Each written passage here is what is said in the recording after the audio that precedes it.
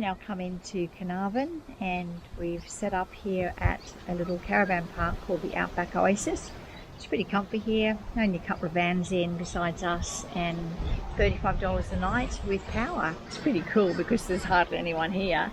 Lots of grassy sites. They have these great trees which just give some really good shade cover, even though they are in full bloom at the moment of a little flower, and that's kind of shedding everywhere over our stuff, but I guess that will blow off. We're just going to stay here for a couple of days, do our shopping, washing. We've got the issue with the hot water heater not staying on, so Kerry's going to have a look at that and see if we need to either replace it or if we can fix it. So I'm pretty sure we're going to enjoy it here. Plan then is to head up to Quobba, see Blowholes, got to Gnaraloo station, camp out there. So it turns out that Carnarvon is actually a major fresh food production area, and the township is surrounded by farms. Because of that, they've created what they call the Fruit Loop Trail. So the Fruit Loop Trail is a drive that you go around to all the different farms and see what kind of produce is being grown, and a lot of the farms have farm gate stalls where you can buy their fresh produce. So we're going to have a bit of a drive around on that today. Of course, we're late in the season, so all the winter produce is finished and the summer produce is not yet ready to be picked. There's a couple of places that should still be open. We'll just take a look at that.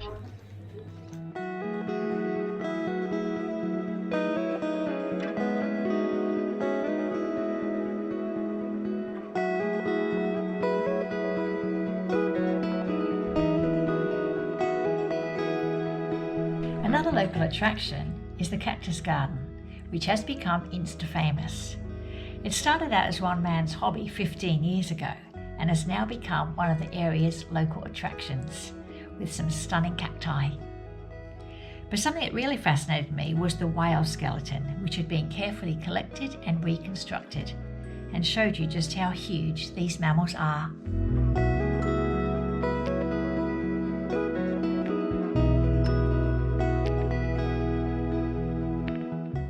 Then it was back into town across the Gascoyne River, a very unique upside-down river where the water actually flows beneath the surface for most of the year.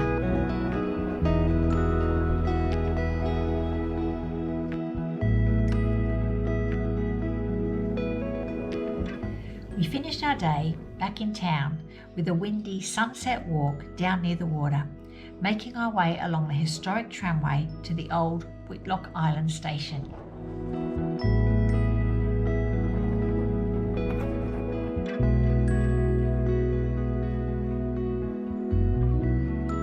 Back out in the morning, we went for another look. It's a pretty cool little walkway. It's called the Fascine. It goes all along the edge here. Nice little pathway, bike riding, walking. It's quite lovely. There's a lot of history here about the HMAS Sydney 2, which sank during World War II, 290 kilometres west-southwest of Carnarvon. These placards are in memory of those who were killed on the HMAS Sydney 2. They run all the way along this wall.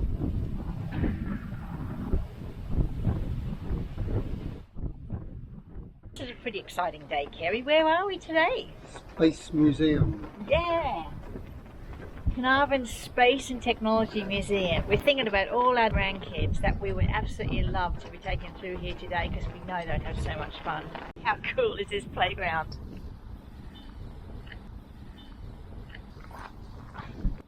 Oh, the grandkids would love it. Look at this.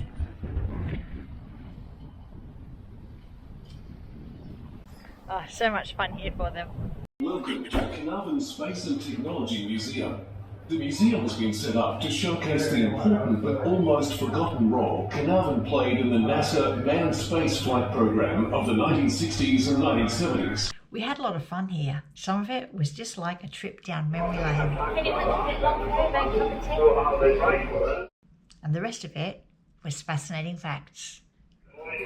We'd like to wish you a happy Christmas and a Merry Christmas. We wish we were there with you. What are you up to, Jack? Just a minute. We've just got Neil about to land on the moon. Oh, it's important. We met Buzz, the space cat, and saw actual meteorites. How incredible to think that's been travelling through outer space. Huh. And then we headed into the lunar module for a quick trip to the moon. Okay. 40 seconds away from the Apollo 11 liftoff. All the second stage tanks now pressurized. 35 seconds and counting. We are still go with Apollo 11. Ignition sequence starts. 6, 5, 4, 3, Oh my goodness. 2, 1, 0. All engine running. Liftoff.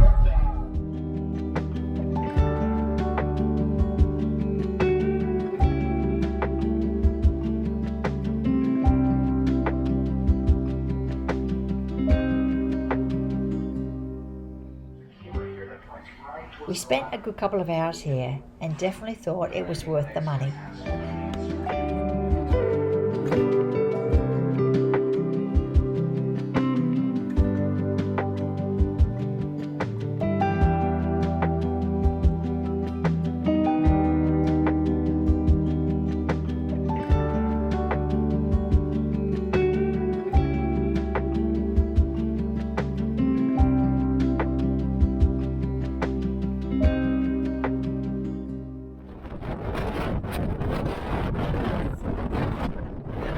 Last morning in Carnarvon, and we've packed up, ready to head off.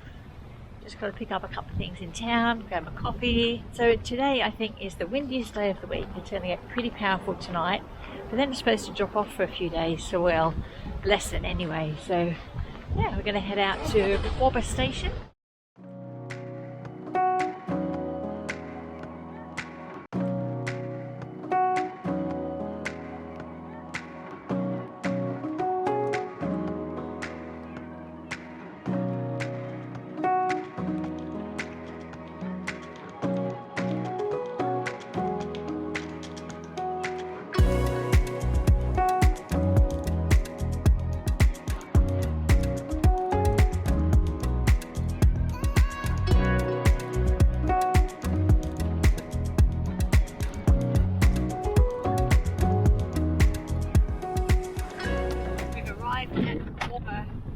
Blowholes campground.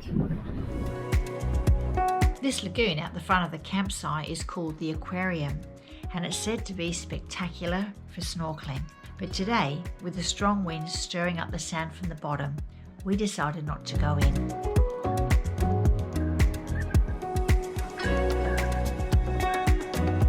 Making my way towards the iconic Blowholes. Kerry's already over here.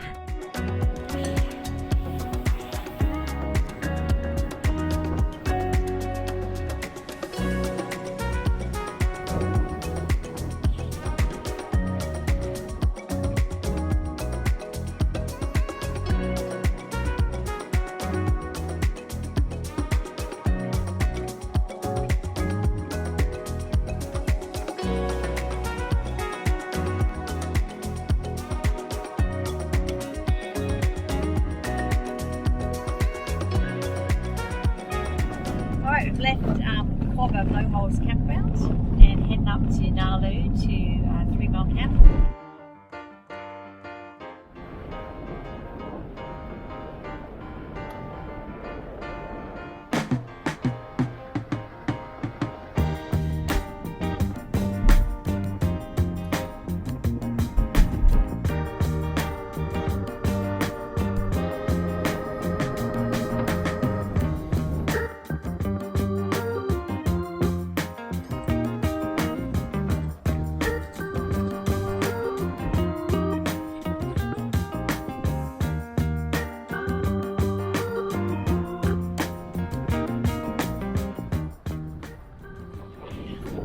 Up at 3 Mile. We don't have a booking, but here we are in the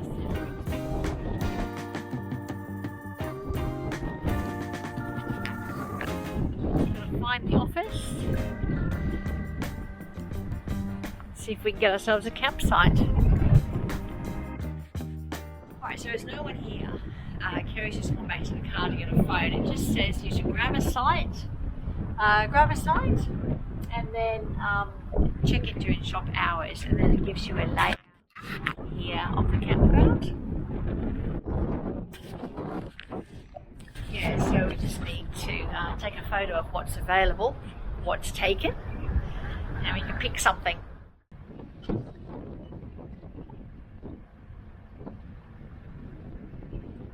Okay, we've picked our site, just sheltering from the wind around here. It's pretty ferocious around the other side. We're coming and picked site 17 and pretty close to the toilet block. That's toilet and showers over there. There's only one open in the campground at the moment, so pretty good to be close by. Yeah, so we couldn't get any of these front row sites because they say they're booked. There's no one here, so that just gives us an exceptional view. But how cool is this view?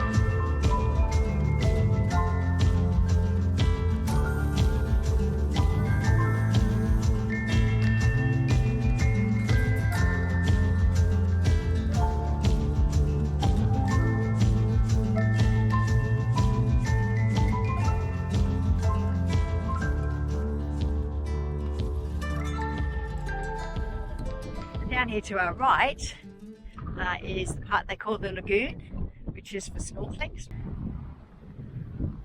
Way out the back there's a surfing spot called Toomey's just up here. It's a world-class surf break. That's incredible. And the waves coming across there today are huge. So many beautiful places on this coast of WA. Just going back up to the office to sort out our camping fees, and hopefully they'll be open this morning. It's a beautiful morning, not so much wind as yesterday, which was how we hoped it would be. Okay. Good morning. How are you? Good, thank you. We came in yesterday. Okay, that's gone well. Booked in for 3 nights to start with, and we'll see how we go from there. I had a cold shower last night, so I mentioned that to her, and she's going to go have a look into it. Or that will be good if she can get the hot water up and happening. Mind you, the water here is bore water and it's super salty. Destination Lagoon.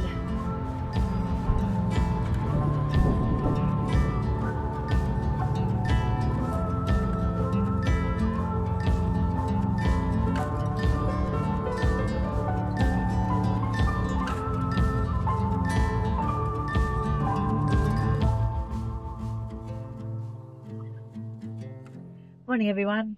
We've come out to Tombstone Surf Spot this morning. Every now and again you get some really good waves come through. So there's a couple of guys out. See if we can just grab a little bit of footage of these waves.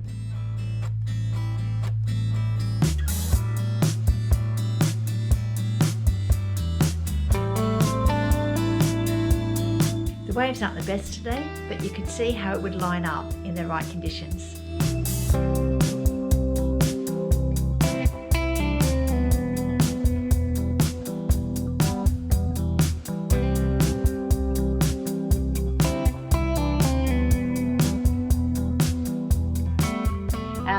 Today we're going to head down to Gnaraloo Bay, I think it is, so head north. Apparently it's supposed to be really spectacular there. It could even be protected from the wind, which would be nice, and we're hoping to do a bit of snorkeling there.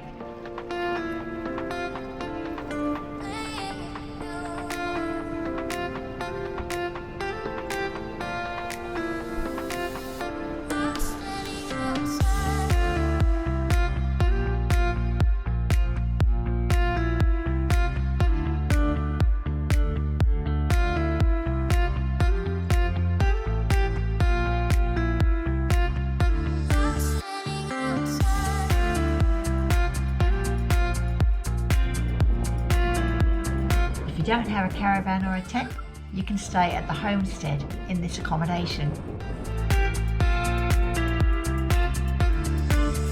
The road's rough and rocky past Gnaraloo homestead, but yeah, they say two-wheel drive's fine.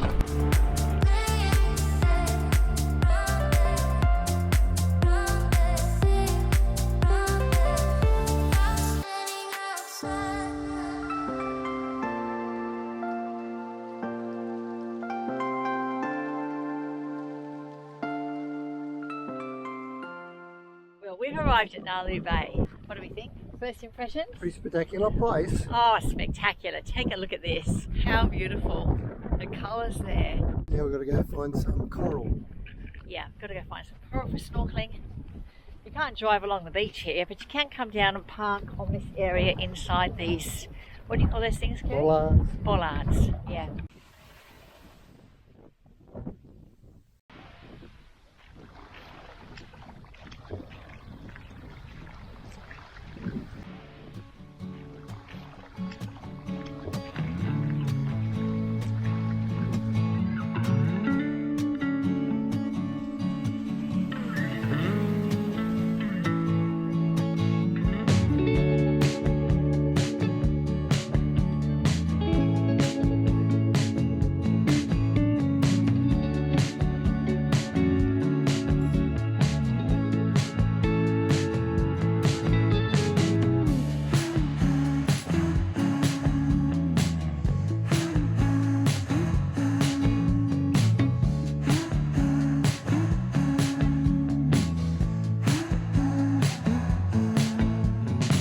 Gnaraloo Bay.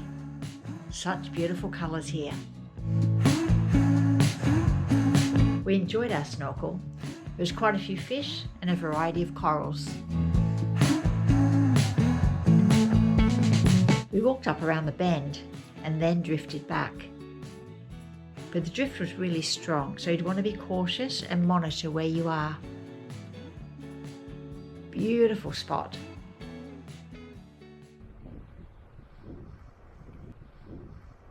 We headed back to camp and found that the wind had been howling. It was even a battle to get into the van.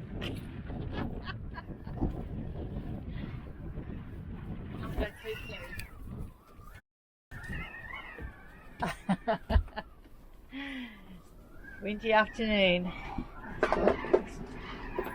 That's not good on my back, that. Push it. Well, we've just got back from the beach, haven't even got our things out of the car yet, come into the caravan thinking it'd be a nice haven from the weather, the wind, but everything is covered in dust. We had a couple of our zippers open on the top, and the dust has come in. I'll just show you this. This is the dust that's on the floor that's blown in, and I've only just swept this little bit here. And that's how much dust we've got. So yeah, it's pretty awful, but because I don't like dust, so I have a bit of a clean up, then we can get settled and relax. But yeah, it's been a pretty gusty day apparently here at the campground, and yeah, we've paid the price by not thinking about those windows and zippers a bit better. Here we have my final little dust pile from the dust coming in while we were out today. And just like that, we're saying goodbye to 3 Mile Camp and heading off to our next spot. More goats. They're everywhere.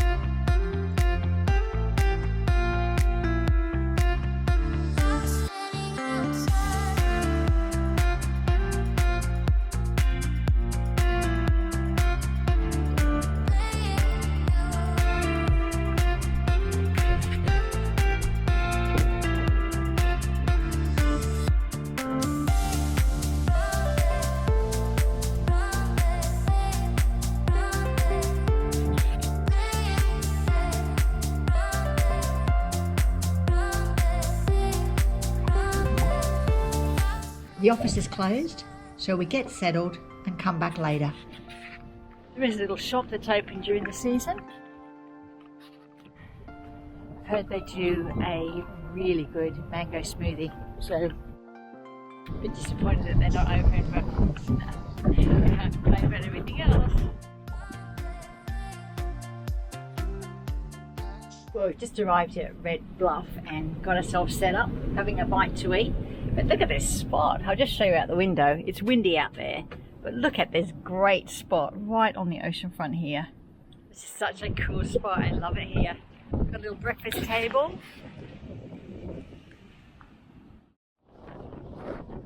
So cool. But there are some killer short break dumpers out there. They are seriously mean.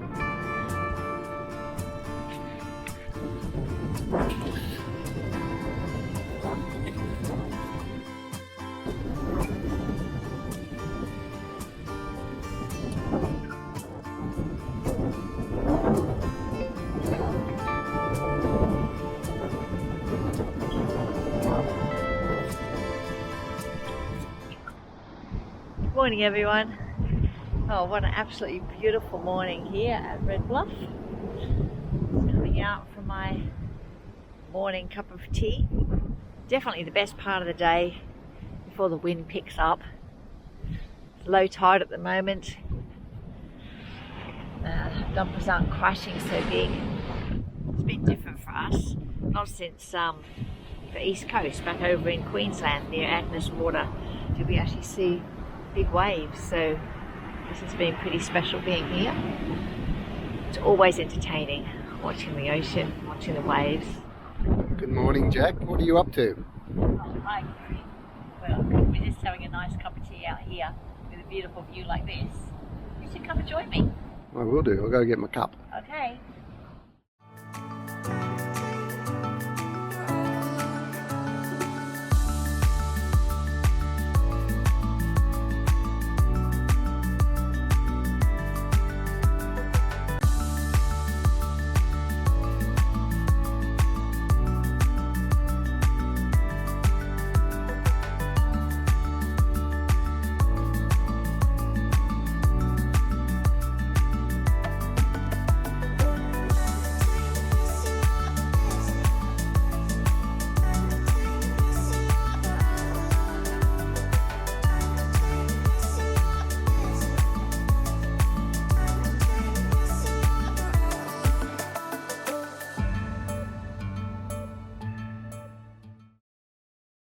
Okay, with the incoming tide and the winds offshore this morning, we're just going to head out to the point, have a bit of a walk along the rock ledge, check out those waves out the point.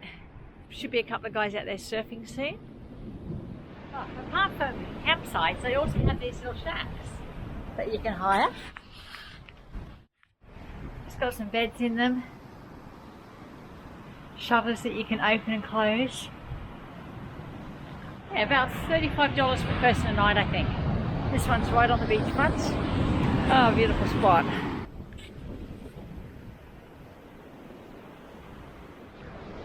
These rocks are really interesting down here. They do warn you not to go underneath the overhangs because they can collapse any time. It's a risk area. But look at these rocks. They've got like these marine type creatures in there. Really big one around here.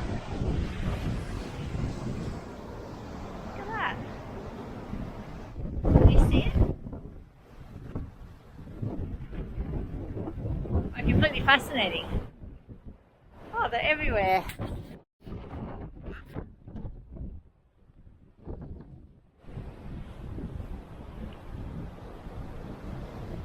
This is the green room, a bit of a communal area where people can gather with good views of the point.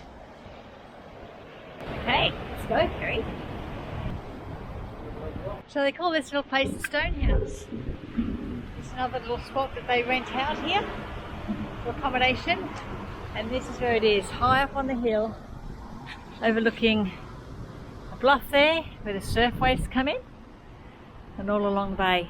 What a magnificent spot. There's no one here at the moment, so the camp manager said it's welcome to come up and sit up here on the veranda and see if I can see any turtles. I'm not sure I will today though, not with this rough sea running. I'll just show you inside. They're pretty rustic.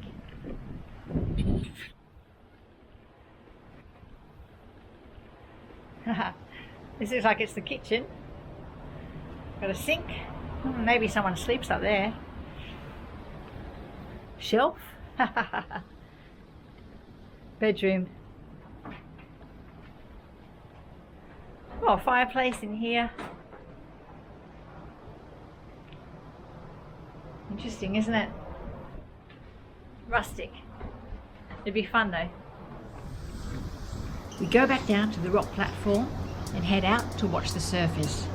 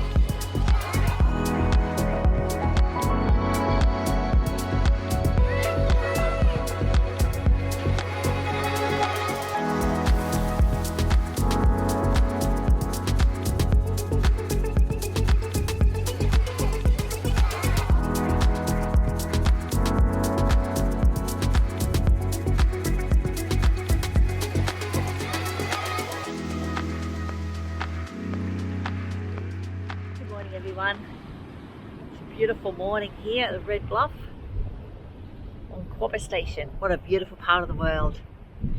Someone described this as remote, rugged and beautiful, and I think that pretty much sums it up. We've really loved it here. It's been a bit... There's nothing much here. You've got a campsite and you've got a long drop toilet. That's all. There's no water of any kind. And that comes under the remote. So yeah, you have to have everything you need, and it's probably about, I don't know, an hour's drive, a bit over an hour's drive back into Carnarvon if you need stuff. There is a dump point here, so you can empty your cassette if you're using your own toilet. And yeah, that's about it for conveniences, but oh my goodness, so beautiful, so beautiful. And you know, here we are in December, it's windy, but there's hardly anyone here. And while the wind's up, the flies aren't here. As soon as the wind drops, the flies come in. So I don't mind the wind as much as I mind the flies. Broken my mug. I bought this gorgeous little mug because it's got the turtle on this side, and it's got Gnaraloo Reef, Western Australia on the other side. And this was the first place that I actually swam with a turtle like this. So I thought, that's fitting. And then I dropped it. And I've knocked the handle off it. I think I might just splurge out and buy another one. This tree is decorated with goat skulls. Which seems a bit bizarre.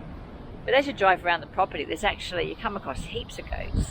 I'm not sure if they maybe used to breed them on Nalaroo or not, but they don't breed them here on Quobba. They're a sheep station. But there's so many goats that wander in, and apparently they're really good breeders. So around this time of year, they do a roundup. They can get $100 per goat, and they round up about 1,000 of them every year. So a little bit of a side money earner for them. They sell them off for meat. But I guess in the life cycle, you get a few skulls, and someone thought this was funny to put it on the tree. Anyway, like I said, a bit bizarre, but pretty cool as well. So here's to our time at Red Bluff on Quobba Station. Come and check it out for yourself. It's pretty special. We head back to Carnarvon and get ourselves reset after a week off-grid, before setting out to learn more about this interesting little coastal town. Just coming up here to have a look at a statue. It's a memorial to the Lock Islands, which was a very confronting part of history in this area, and the treatment of Aboriginals that were taken offshore to some islands. Families that were separated through that never got to see their family again. And this statue was put up in recognition of what was done and part of reconciliation for the communities here. It's simply called Don't Look at the Islands, and the statue recognises the depth of pain that it caused these families.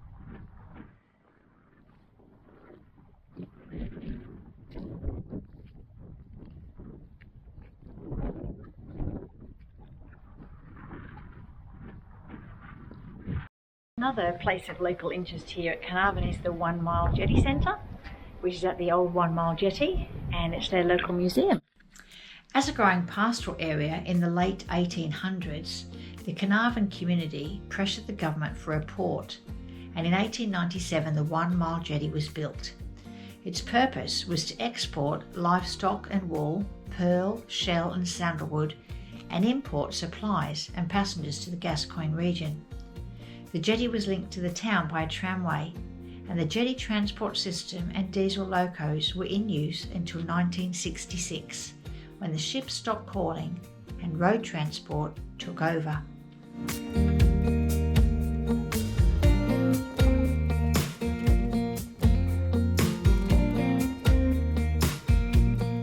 This museum tells the story of the jetty's role as a transport hub and of the region's pastoral and maritime history.